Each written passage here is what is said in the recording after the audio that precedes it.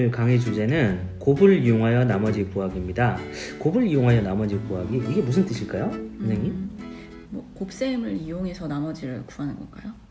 맞습니다. 여기 보면 저희가 이제 나중에 식을 보면 알겠지만 곱으로 나타내진 식을 우리가 직접 곱하지 않아도 나머지를 구할 수 있다. 뭐 요게 이제 주제가 되겠는데요. 한번 직접 보시면은 이해가 잘 될 것 같아요. 한번 식을 바로 볼까요? 네.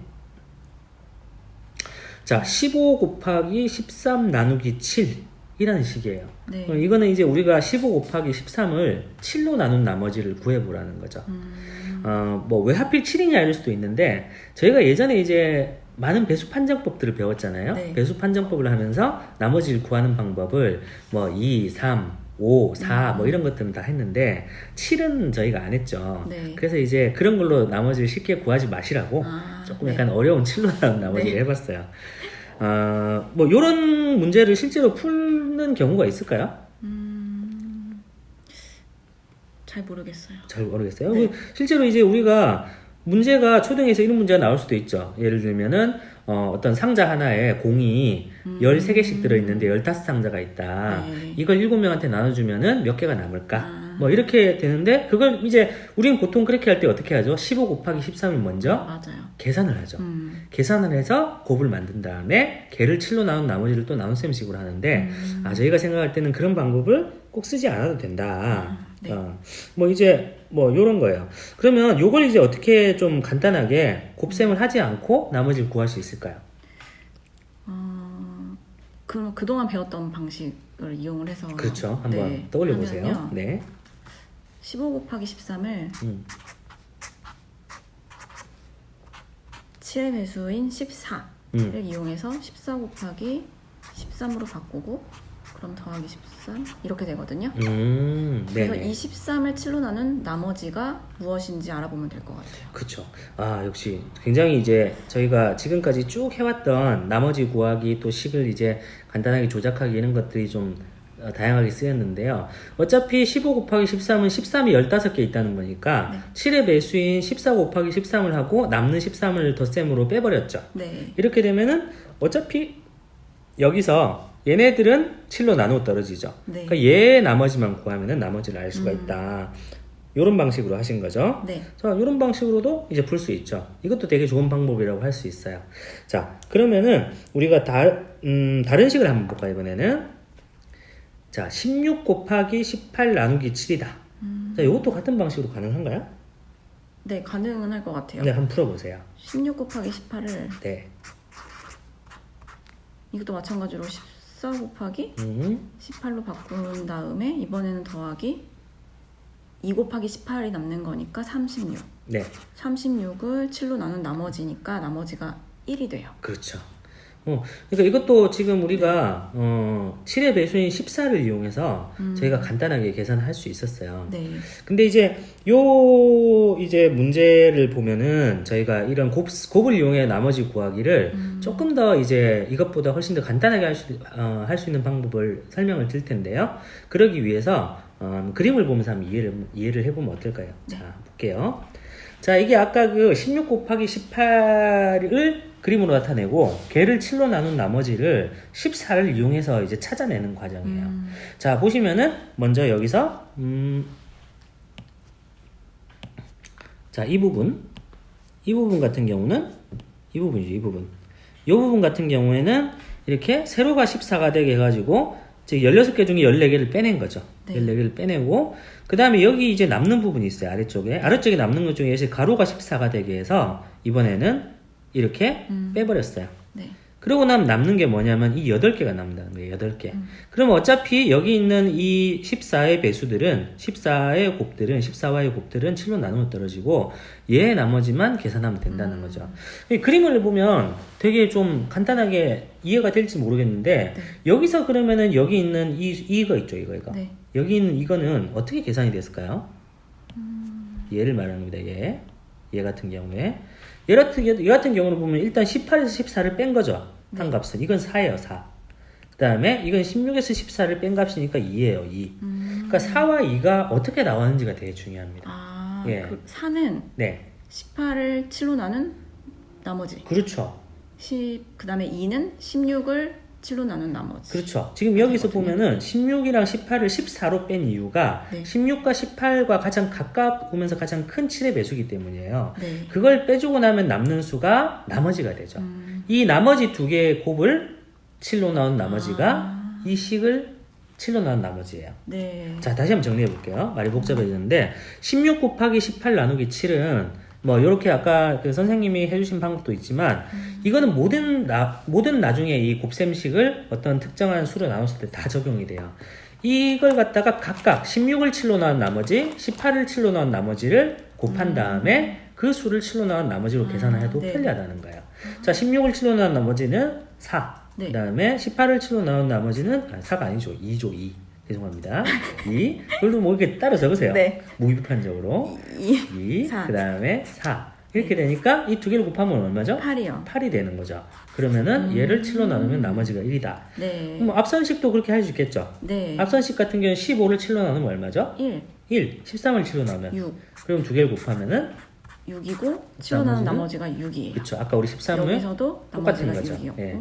그게 왜 그렇게 되는지를 이제 우리가 그냥 암기할 게 아니라 이런 그림으로도 충분히 설명이 가능한 거죠. 여기를 보시면 바로 이쪽에서도 가장 큰 7의 배수를 빼줬고 요만큼은 나눠 떨어지고 또 한 번 더 여기 요만큼은 또 나눠 떨어지니까 남는 건 결국에는 가로에서 7의 배수를 빼고 세로에서 7의 배수를 뺀 거니까 즉 7로 나눈 나머지가 남게 돼. 그래서 요 부분이 우리가 요 부분의 나머지를 따져줘야 된다는 거죠. 네. 이런 걸 한번 설명을 해주시고 나면은 사실 이렇게 돼서 두 수의 곱을 이제 어떤 수로 나눴을 때 나머지는 각 수를 나눈 나머지의 곱을 다시 그 수로 나눈 나머지를 구한 것 같다. 말로 하면 되게 복잡한데 네. 실제 해보시면 계산 훨씬 간단해져요. 네. 이해가 되셨죠? 네, 네. 자, 그러면은 우리가 이번엔 조금 큰 수를 갑자기 이제 네, 수가 네. 너무 커지긴 했지만 큰 수로 한번 해볼게요. 큰 수도 네. 그렇게 푸시면 됩니다. 풀어보세요. 나머지만 구하면 됩니다. 몫은 안 이번엔 구하면 되고. 20으로 나누네요. 그렇죠. 그러면 245 곱하기 128을 그럼 각각 245를 25로 나누었을 때 나머지인데 그러면 245는요 뭐를 25로 나눈 몫은 일단 상관이 없고 네. 나머지는 모자라는 나머지 5가 돼요. 그렇죠. 왜냐면 250 250을 이니까. 네, 그래서 모자라는 나머지 5니까 나머지는 20이라는 이야기가 되겠네요. 그렇죠. 네. 그래서 얘는 나머지가 20이고 20. 그리고 128은 이거는 뭐 몫이 5고 나머지가 3이 되네요. 이런 건 굉장히 계산을 빨리 하시네요. 네. 나머지가 3이니까 네. 3. 네. 그러면 20 곱하기 3 네. 60을 20 곱하기 3 60을 25로 나눈 나머지를 계산하면 됩니다. 네. 이번에는 몫은 나머지만 구하면 되니까 얘가 60이잖아요. 네. 50을 뺄 거예요. 그러면 네. 10이 나오니까 10. 그렇죠. 네, 몫도 2가 되네요. 그렇죠. 네, 나머지가 여기서도 10입니다. 그렇죠. 잘 보셨어요. 여기서도 보시면 알겠지만 우리가 그 25라는 이제 큰 수, 조금 이제 네. 그렇다 유명한 수긴 하지만 큰 수도 같은 방법으로 이렇게 앞에 있는 수를 245 곱하기 128을 곱하려고 하면 되게 오래 걸리잖아요. 근데 이렇게 우리가 어떤 문장제나 초등에서 문제를 풀 때 식이 딱 나왔을 때 무턱대고 앞에서부터 푸는 경우가 있어요. 근데 나머지를 구해야 되는 상황일 때 그럴 때 물론 몫을 구해야 된다 그러면은 이게 필요할 수도 있어요. 곱하고 나서 해야 몫을 알 수 있어요. 근데 나머지만 구하는 상황이다. 이게 또 이거 25로 나누어 떨어지느냐 마느냐를 판별하는 상황이다. 라고 했을 때는 굳이 앞에 부분을 계산할 필요가 없다는 거죠. 자, 그럼 이번에는 이런 형식이 아니라 다른 형식을 한번 볼게요. 네. 다른 형식은 아예 처음부터 앞에 수가 특정한 수로 주어진 경우입니다. 네. 한번 볼게요. 자, 이번에는 만 나누기 7이에요. 만 나누기 7을 나눗셈으로 이렇게 하면 되죠. 나눗셈 하면 되는데 그렇게 네. 풀지 말라는 얘기죠.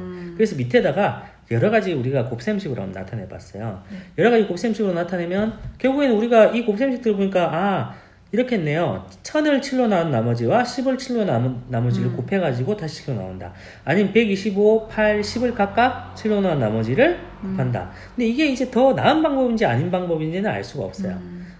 어떻게 생각하세요, 홍 과장님? 이렇게 오늘 배운 주제가 곱을 이용해서 하는 거니까 곱을 이용해서 하면 더 빨리 구할 수 있을 것 같은데요. 그래서 이제 어떤 곱을 이용하느냐가 네. 중요하겠죠? 네. 이 둘 중에는 뭐가 좀 편해 보이세요? 뭐, 밑에 있는 거는요, 이게 8이니까 굳이 그 나머지를 하지 않아도 계산할 수 있을 것 같아요. 그러니까 그러니까 이게 125는 곱하기 8 곱하기 10이라고 하면요. 네. 얘를 이렇게 바꾸는 거죠. 10? 이렇게 하면 어렵나? 어렵네요. 어렵네요. 네. 그러면 저는 이렇게 다른 차라리 이렇게 7로 나눈 나머지가 1이잖아요. 네. 그럼 저는 무시해도 되는 거 아닌가? 그렇죠. 네, 그렇게 나머지로 하는 게 더 빠르겠네요. 예. 그러면 제가 다른 거 해볼게요. 네. 얘가 지금 10 곱하기 뭐 1000 예. 이면 얘는 2 곱하기 5잖아요. 네. 얘는 125 곱하기 8. 네. 인 거죠. 완전 복잡해 가네요. 네. 단위 뭐를 하려고 했죠, 제가? 그러면 네. 이렇게 곱하는 거죠. 네. 그러면 16 곱하기 625예요. 네. 근데 왜 이렇게 했냐? 나머지가 쉽게 하려고. 네.